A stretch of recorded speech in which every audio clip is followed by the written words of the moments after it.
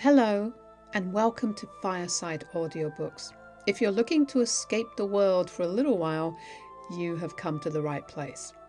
Today, we're reading a true classic, The Scottish Fairy Book by Elizabeth W. Grierson. It's a collection that really captures the heart of folklore. It's whimsical, a little bit eerie, and totally captivating. If you enjoy these readings, please do hit the subscribe button to keep our fires burning. Now, get comfortable and get yourself a nice hot drink, and let's begin.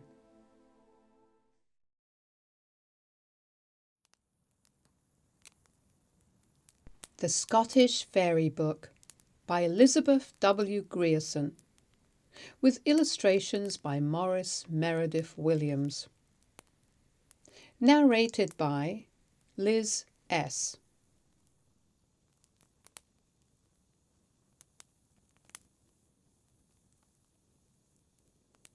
The Fairies of Merlin's Crag.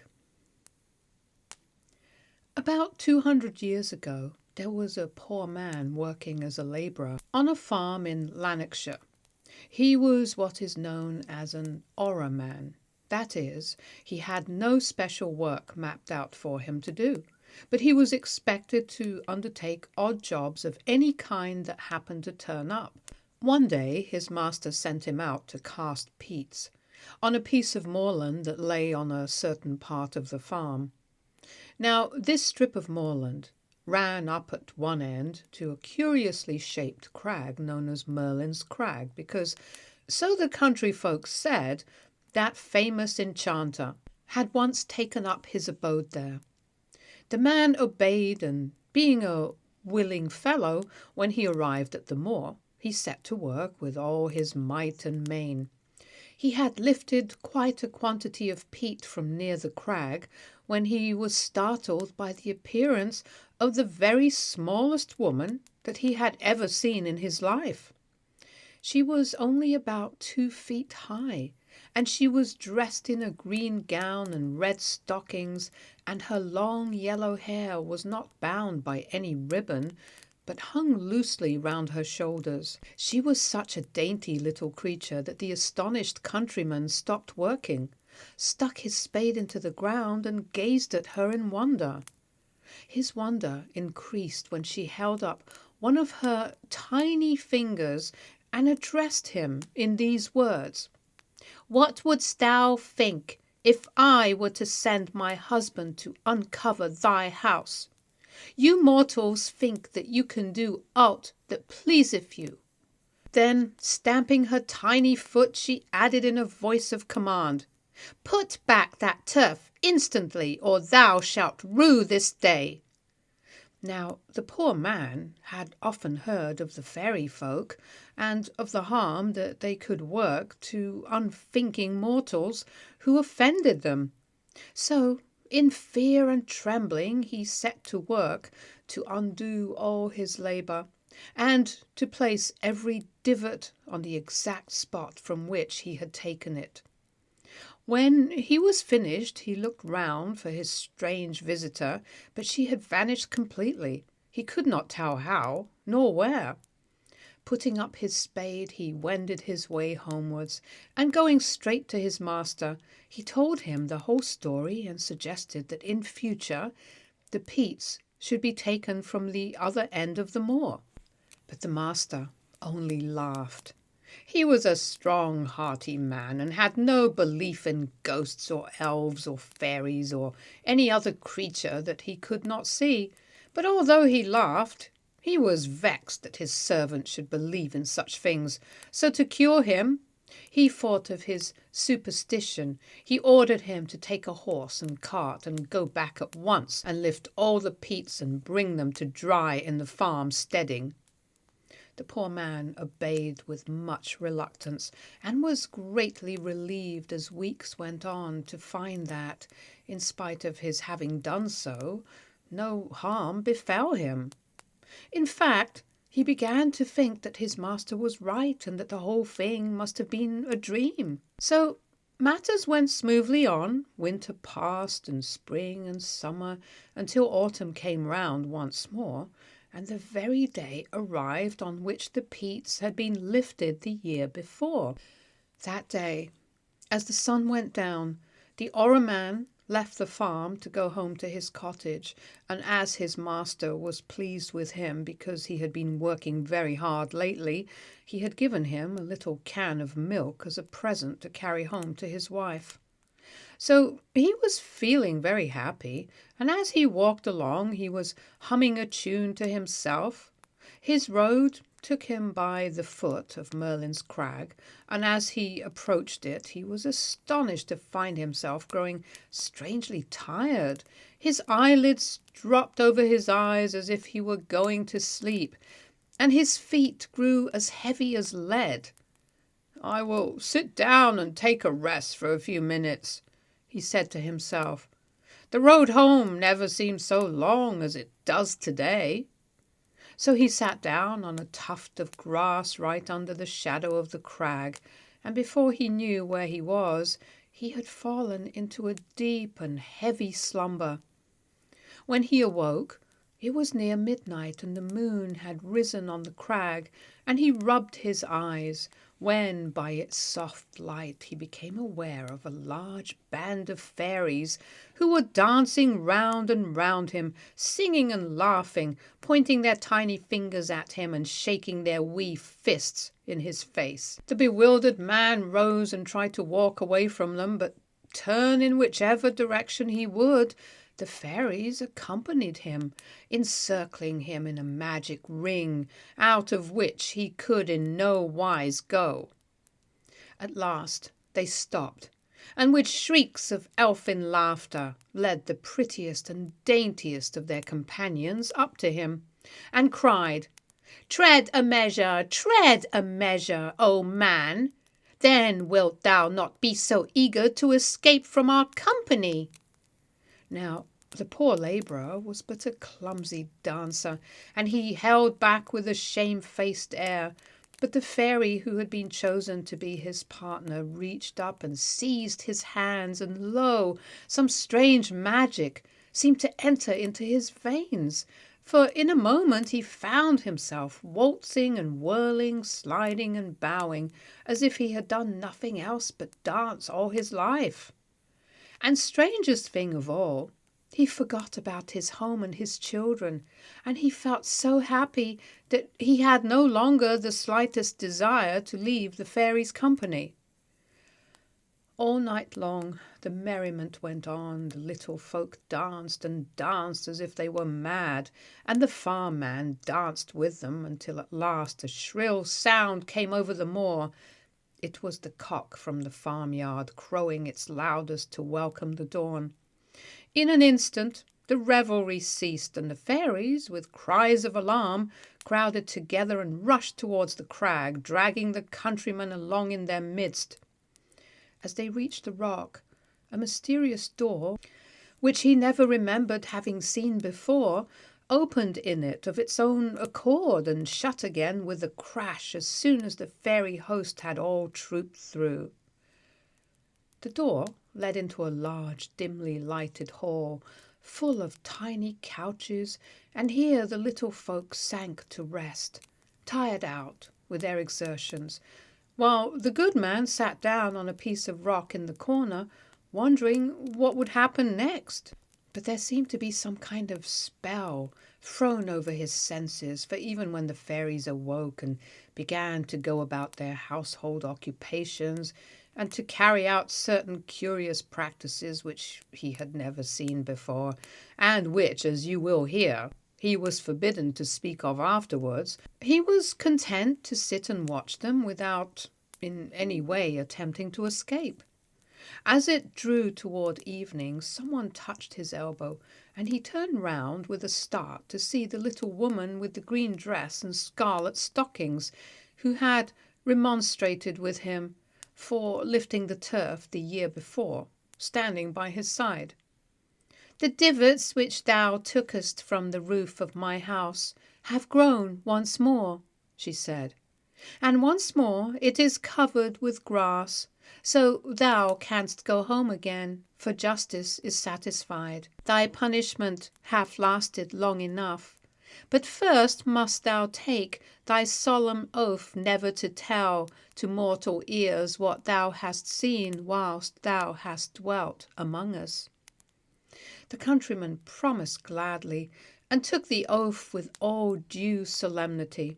Then the door was opened, and he was at liberty to depart. His can of milk was standing on the green just where he had laid it down when he went to sleep, and it seemed to him as if it were only yesternight that the farmer had given it to him. But when he reached his home he was speedily undeceived, for his wife looked at him as if he were a ghost, and the children whom he had left, wee toddling things, were now well-grown boys and girls, who stared at him as if he had been an utter stranger. "Where hast thou been these long, long years?" cried his wife, when she had gathered her wits and seen that it was really he and not a spirit. "And how couldst thou find it in thy heart to leave the bairns and me alone?" And then he knew that the one day he had passed in fairyland had lasted 7 whole years, and he realized how heavy the punishment had been which the wee folk had laid upon him. The Wedding of Robin Red and Jenny Wren. There was once an old grey pussy bodrons, and she went out for a stroll one Christmas morning to see what she could see. And as she was walking down the burnside, she saw a little robin redbreast hopping up and down on the branches of a briar bush. What a tasty breakfast he would make, thought she to herself. I must try to catch him. So, "Good morning, Robin Redbreast," quoth she, sitting down on her tail at the foot of the briar bush and looking up at him.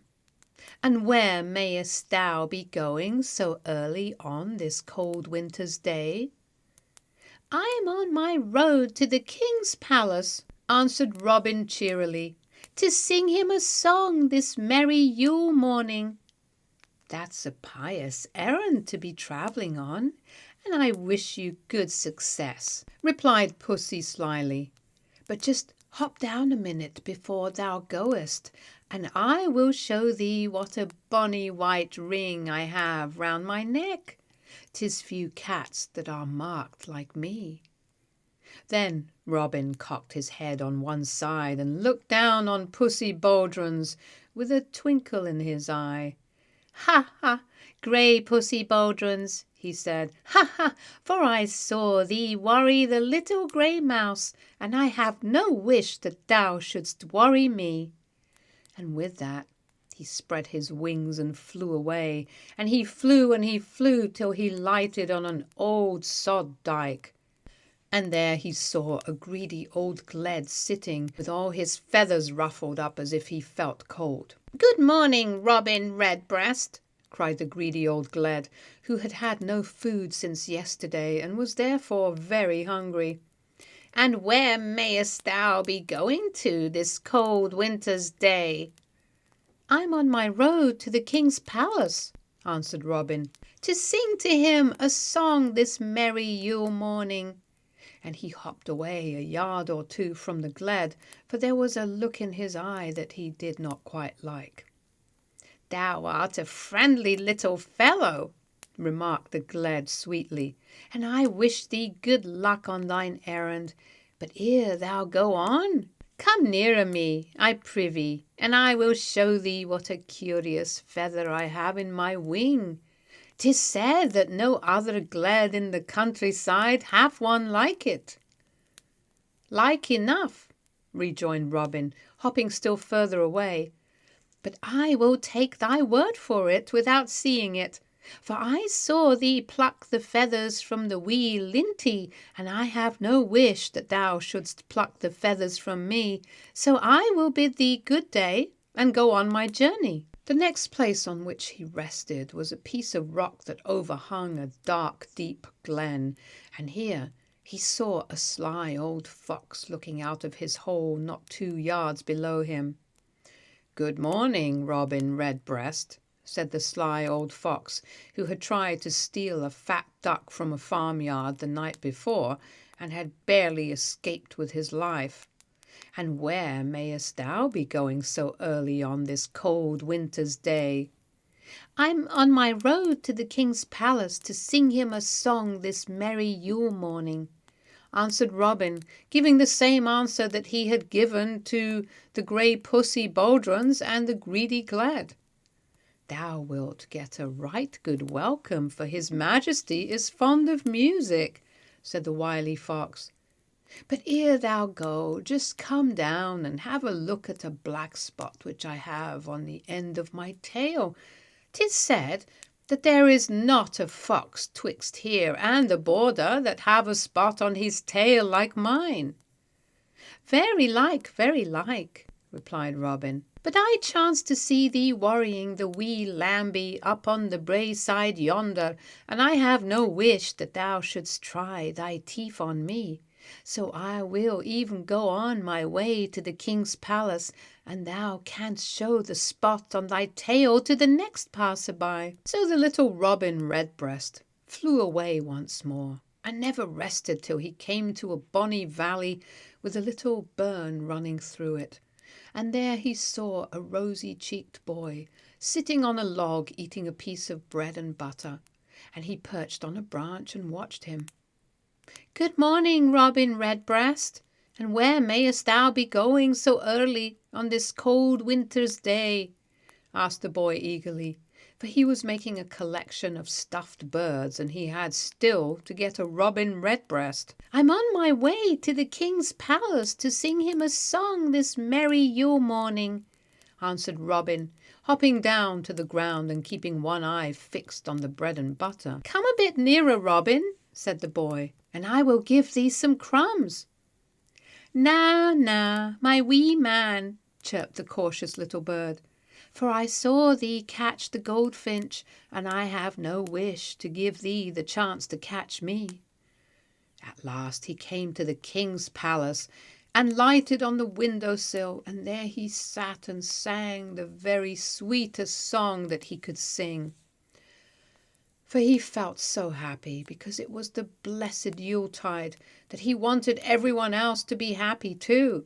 And the king and the queen were so delighted with his song as he peeped in at them at their open window, that they asked each other what they could give him as a reward for his kind thought in coming so far to greet them. "We can give him a wife," replied the queen, "who will go home with him and help him to build his nest." "And who wilt thou give him for a bride?" asked the king. "Methinks 'twould need to be a very tiny lady to match his size." "Why, Jenny Wren, of course," answered the queen. "She have looked somewhat dowy of late, so this will be the very thing to brighten her up." Then the king clapped his hands and praised his wife for her happy thought, and wondered that the idea had not struck him before. So Robin Redbreast and Jenny Wren were married, amid great rejoicings at the king's palace, and the king and queen and all the fine nobles and court ladies danced at their wedding. Then they flew away home to Robin's own countryside, and built their nest in the roots of the briar bush, where he had spoken to Pussy Baldrons. And you will be glad to hear that Jenny Wren proved the best little housewife in the world.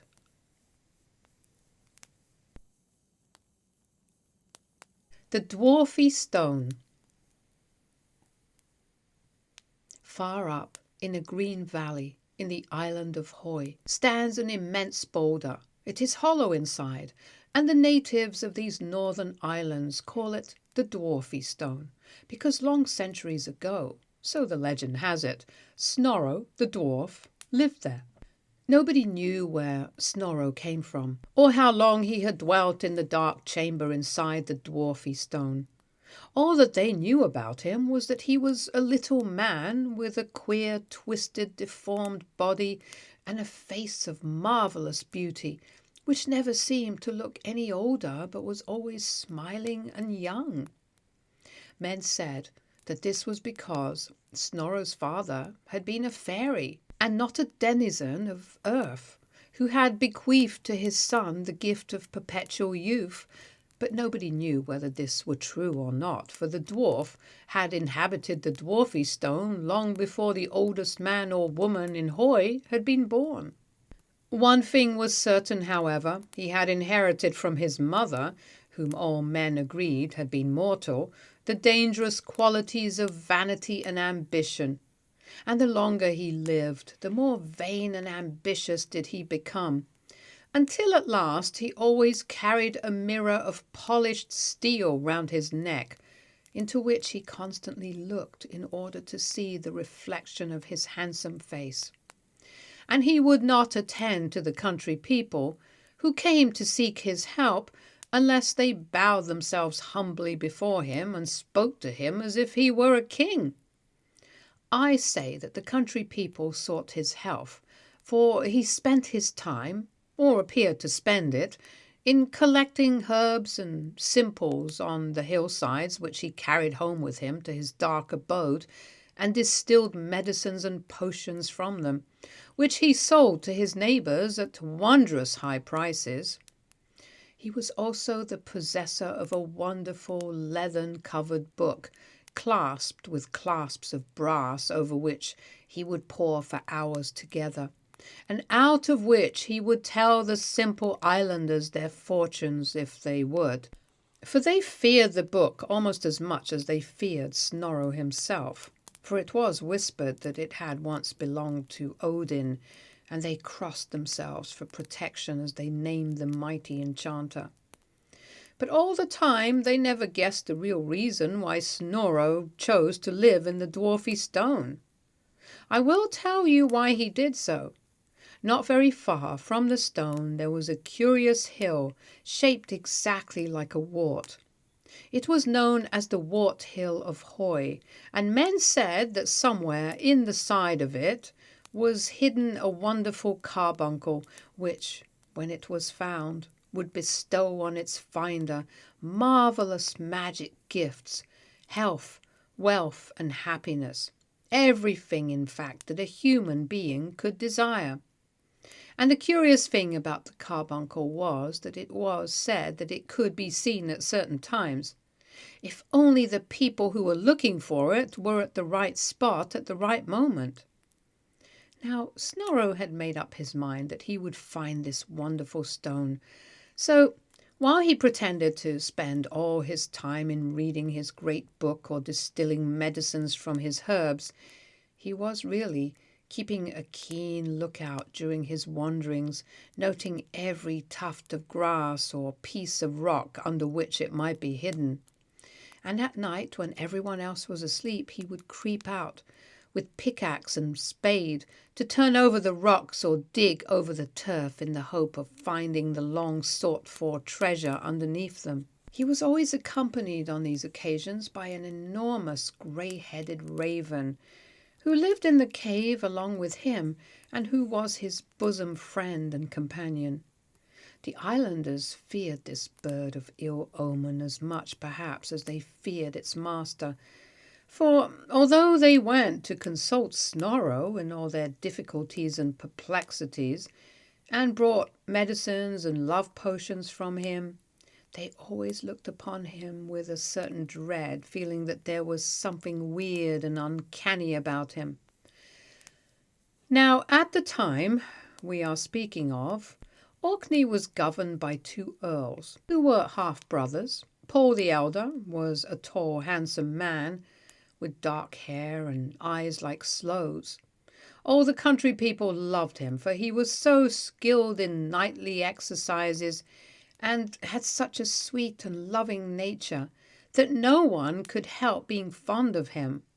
Old people's eyes would brighten at the sight of him, and the little children would run out to greet him as he rode by their mothers' doors. And this was the more remarkable because, with all his winning manner, he had such a lack of conversation that men called him Paul the Silent or Paul the Taciturn. Harold, on the other hand, was as different from his brother as night is from day. He was fair-haired and blue-eyed, and he had gained for himself the name of Harold the Orator, because he was always free of speech and ready with his tongue. But for all this, he was not a favourite, for he was haughty and jealous and quick-tempered, and the old folks' eyes did not brighten at the sight of him, and the babes, instead of toddling out to greet him, hid their faces in their mothers' skirts when they saw him coming. Harold could not help knowing that the people liked his silent brother best, and the knowledge made him jealous of him, so a coldness sprang up between them. Now it chanced one summer that Earl Harold went on a visit to the King of Scotland, accompanied by his mother, the Countess Helga, and her sister, the Countess Frolkirk. And while he was at court, he met a charming young Irish lady, the Lady Morna, who had come from Ireland to Scotland to attend upon the Scottish Queen. She was so sweet and good and gentle that Earl Harold's heart was won, and he made up his mind that she, and only she, would be his bride. But although he had paid her much attention, Lady Morna had sometimes caught glimpses of his jealous temper.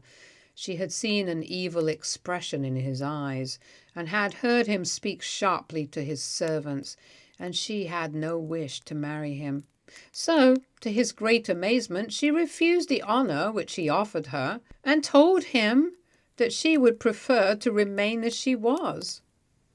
Earl Harold ground his teeth in silent rage, but he saw that it was no use pressing his suit at that moment. So what he could not obtain by his own merits, he determined to obtain by guile. Accordingly, he begged his mother to persuade the Lady Morna to go back with them on a visit, hoping that when she was alone with him in Orkney, he would be able to overcome her prejudice against him and induce her to become his wife. And all the while he never remembered his brother Paul, or, if he did, he never thought it possible that he could be his rival. But that was just the very thing that happened. The Lady Morna, thinking no evil, accepted the Countess Helga's invitation, and no sooner had the party arrived back in Orkney than Paul, charmed with the grace and beauty of the fair Irish maiden, fell head over ears in love with her. And the Lady Morna, from the very first hour that she saw him, returned his love. Of course, this state of things could not long go on hidden, and when Harold realized what had happened, his anger and jealousy knew no bounds. Seizing a dagger, he rushed up to the turret where his brother was sitting in his private apartments, and threatened to stab him to the heart if he did not promise to give up all thoughts of winning the lovely stranger. But Paul met him with pleasant words. "Calm thyself, brother," he said. "It is true that I love the lady, but that is no proof that I shall win her. Is it likely that she will choose me, whom all men name Paul the Silent, when she have the chance of marrying you, whose tongue moves so swiftly that to you is given the proud title of Harold the Orator?" At these words, Harold's vanity was flattered, and he thought that, after all, his stepbrother was right, and that he had a very small chance, with his meagre gift of speech, of being successful in his suit. So he threw down his dagger, and shaking hands with him, begged him to pardon his unkind thoughts, and went down the winding stair again, in high good humour with himself and all the world. By this time it was coming near to the feast of Yule, and at that festival it was the custom for the Earl and his court to leave Kirkwall for some weeks and go to the great palace of Orfeer, 9 miles distant, and in order to see that everything was ready, Earl Paul took his departure some days before the others. The evening before he left, he chanced to find the Lady Morna sitting alone in one of the deep windows of the great hall. She had been weeping, for she was full of sadness at the thought of his departure, and at the sight of her distress The kind-hearted young earl could no longer contain himself, but, folding her in his arms, he whispered to her how much he loved her and begged her to promise to be his wife.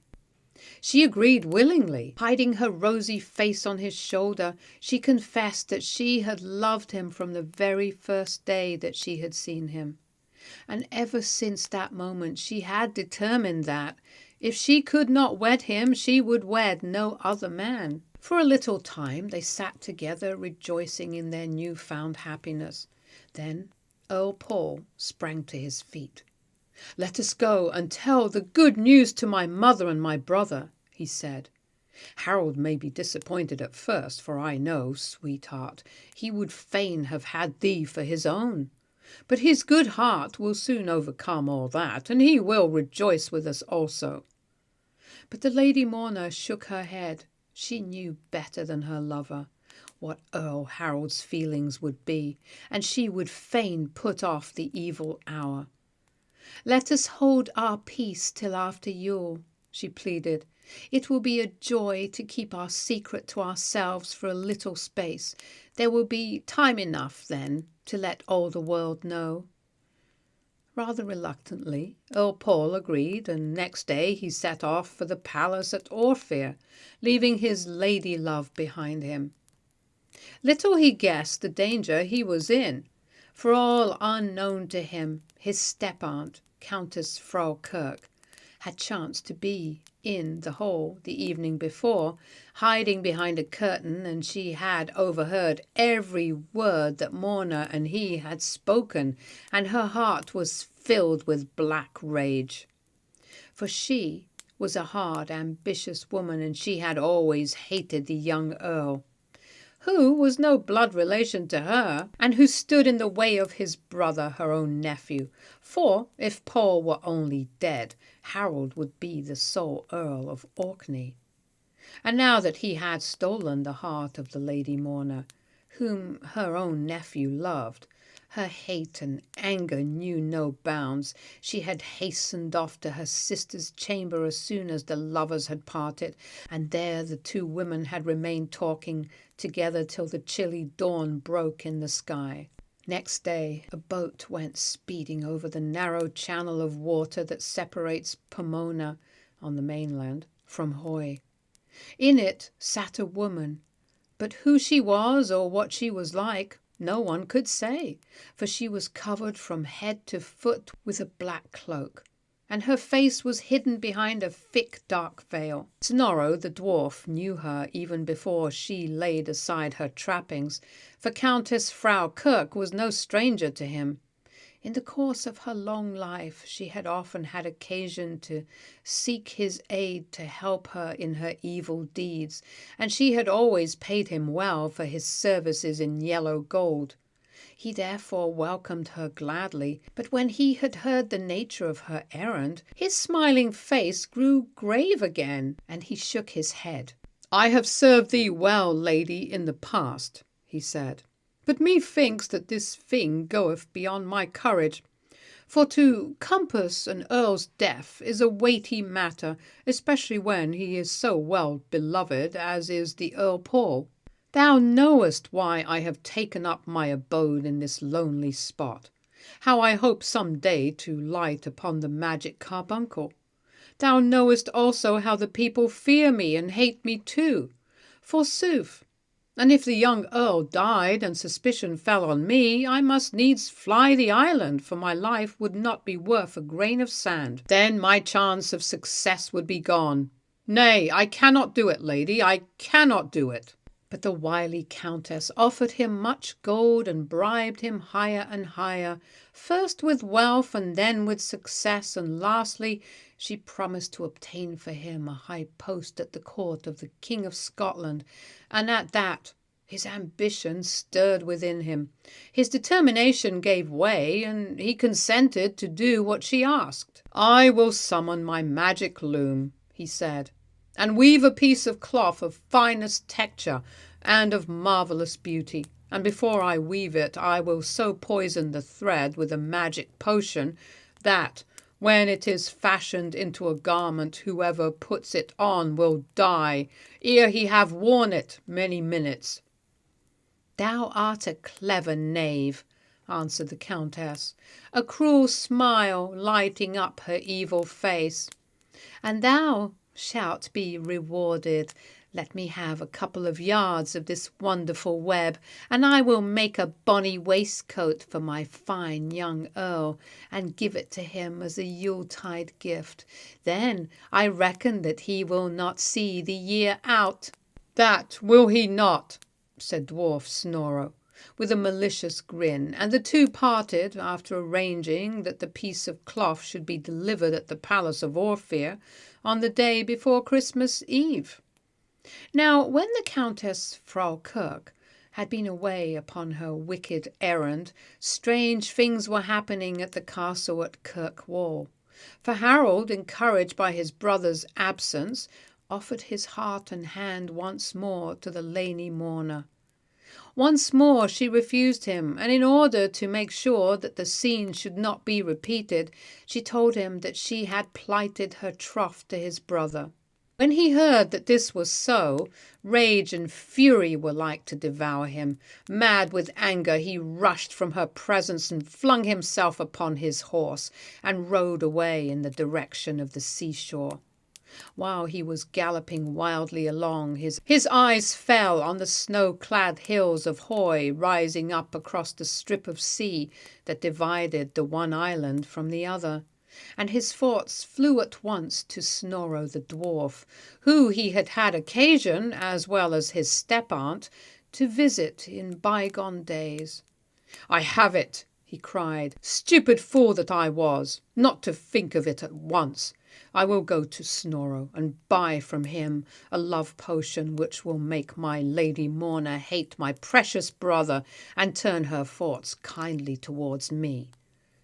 So he made haste to hire a boat, and soon he was speeding over the tossing waters on his way to the island of Hoy.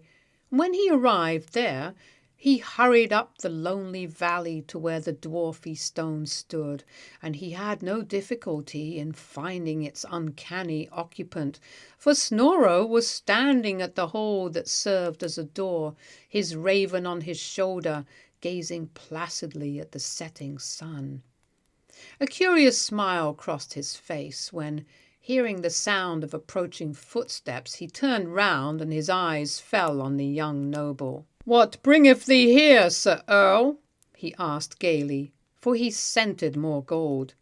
"I come for a love potion," said Harold, and without more ado he told the whole story to the wizard. "I will pay thee for it," he added, "if thou wilt give it to me quickly." Snorro looked at him from head to foot. "Blind must the maiden be, Sir Orator," he said. "Who needeth a love potion to make her fancy so gallant a knight?" Earl Harold laughed angrily. "It is easier to catch a sunbeam than a woman's roving fancy," he replied. "I have no time for jesting, for, hearken, old man, there is a proverb that saith, 'Time and tide wait for no man,' so I need not expect the tide to wait for me. The potion I must have, and that instantly." Snorro saw that he was in earnest, so without a word he entered his dwelling, and in a few minutes returned with a small phial in his hand which was full of a rosy liquid. "Pour the contents of this into the Lady Morna's wine cup," he said, "and I warrant thee that before 24 hours have passed, she will love thee better than thou lovest her now." Then he waved his hand as if to dismiss his visitor and disappeared into his dwelling place. Earl Harold made all speed back to the castle, but it was not until 1 or 2 days had elapsed that he found a chance to pour the love potion into the Lady Morna's wine cup. But at last, one night at supper, he found an opportunity of doing so, and waving away the little page boy, he handed it to her himself.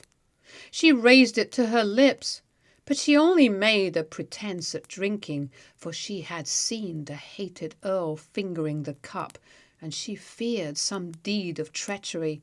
When he had gone back to his seat, she managed to pour the whole of the wine on the floor, and smiled to herself at the look of satisfaction that came over Harold's face as she put down the empty cup. His satisfaction increased, for from that moment she felt so afraid of him that she treated him with great kindness, hoping that by doing so she would keep in his good graces until the court moved to Orpheus, and her own true love could protect her. Harold, on his side, was delighted with her graciousness, for he felt certain that the charm was beginning to work, and that his hopes would soon be fulfilled. A week later, the court removed to the royal palace at Orpheus, where Earl Paul had everything in readiness for the reception of his guests. Of course, he was overjoyed to meet Lady Morna again, and she was overjoyed to meet him, for she felt that she was now safe from the unwelcome attentions of Earl Harold. But to Earl Harold the sight of their joy was as gall and bitterness, and he could scarcely contain himself, although he still trusted in the efficacy of Snorro the dwarf's love potion. As for Countess Frau Kirk and Countess Helga, they looked forward eagerly to the time when the magic web would arrive, out of which they hoped to fashion a fatal gift for Earl Paul. At last, the day before Christmas Eve, the two wicked women were sitting in the Countess Helga's chamber talking of the time when Earl Harold would rule alone in Orkney, when a tap came to the window, and on looking round they saw Dwarf Snorro's grey-headed raven perch on the sill, a sealed packet in its beak. They opened the casement, and with a hoarse croak the creature let the packet drop onto the floor. Then it flapped its great wings and rose slowly into the air again, its head turned in the direction of Hoy. With fingers that trembled with excitement, they broke the seals and undid the packet. It contained a piece of the most beautiful material that anyone could possibly imagine, woven in all the colours of the rainbow and sparkling with gold and jewels. "'Twill make a bonny waistcoat," exclaimed Countess Frau Kirk, with an unholy laugh. "The silent Earl will be a braw man when he gets it on." Then, without more ado, they set to work to cut out and sew the garment. All that night they worked, and all next day, till late in the afternoon, when they were putting in the last stitches, hurried footsteps were heard ascending the winding staircase, and Earl Harold burst open the door. His cheeks were red with passion, and his eyes were bright, for he could not but notice that now that she was safe at Orpheus under her true love's protection, the Lady Morna's manner had grown cold and distant again, and he was beginning to lose faith in Snorro's charm. Angry and disappointed, he had sought his mother's room to pour out his story of vexation to her. He stopped short, however, when he saw the wonderful waistcoat lying on the table, all gold and silver and shining colours. It was like a fairy garment, and its beauty took his breath away. "For whom hast thou purchased that?" he asked, hoping to hear that it was intended for him. "'Tis a Christmas gift for thy brother, Paul," answered his mother, and she would have gone on to tell him how deadly a thing it was, had he given her time to speak, but her words fanned his fury into madness, for it seemed to him that this hated brother of his was claiming everything. "Everything is for Paul. I am sick of his very name," he cried. "By my troth, he shall not have this," and he snatched the vest from the table. It was in vain that his mother and his aunt threw themselves at his feet, begging him to lay it down and warning him that there was not a thread in it which was not poisoned. He paid no heed to their words, but rushed from the room, and drawing it on, ran downstairs with a reckless laugh to show the lady mourner how fine he was. Alas, alas! Scarce had he gained the hall than he fell to the ground in great pain. Everyone crowded round him, and the two countesses, terrified now by what they had done, tried in vain to tear the magic vest from his body, but he felt that it was too late. The deadly poison had done its work, and, waving them aside, he turned to his brother, who, in great distress, had knelt down and taken him tenderly in his arms. "I wronged thee, Paul," he gasped, "for thou hast ever been true and kind. Forgive me in thy thoughts, and," he added, gathering up his strength for one last effort, and pointing to the two wretched women who had wrought all this misery, "beware of those two women, for they seek to take thy life." Then his head sank back on his brother's shoulder, and with one long sigh he died. When he learned what had happened and understood where the waistcoat came from and for what purpose it had been intended, the anger of the silent earl knew no bounds. He swore a great oath that he would be avenged, not only on Snorro the dwarf, but also on his wicked stepmother and her cruel sister. His vengeance was balked, however, for in the panic and confusion that followed Harold's death, the two countesses slipped out of the palace and fled to the coast, and took boat in haste to Scotland, where they had great possessions, and where they were much looked up to, and where no one would believe a word against them. But retribution fell on them in the end, as it always does fall, sooner or later, on everyone who is wicked or selfish or cruel, for the Norsemen invaded the island, and their castle was set on fire, and they perished miserably in the flames. When Earl Paul found that they had escaped, he set out in hot haste for the island of Hoy, for he was determined that the dwarf, at least, should not escape. But when he came to the dwarfy stone, he found it silent and deserted, all trace of its uncanny occupants having disappeared. No one knew what had become of them. A few people were inclined to think that the dwarf and his raven had accompanied the Countess Frau Kirk and the Countess Helga on their flight. But the greater part of the islanders held to the belief, which I think was the true one, that the powers of the air spirited Snorro away and shut him up in some unknown place as a punishment for his wickedness, and that his raven accompanied him. At any rate, he was never seen again by any living person, and wherever he went, he lost all chance of finding the magic carbuncle. As for the silent earl and his Irish sweetheart, they were married as soon as Earl Harold's funeral was over, and for hundreds of years afterwards, when the inhabitants of the Orkney Isles wanted to express great happiness, they said, "As happy as Earl Paul and the Countess Morna."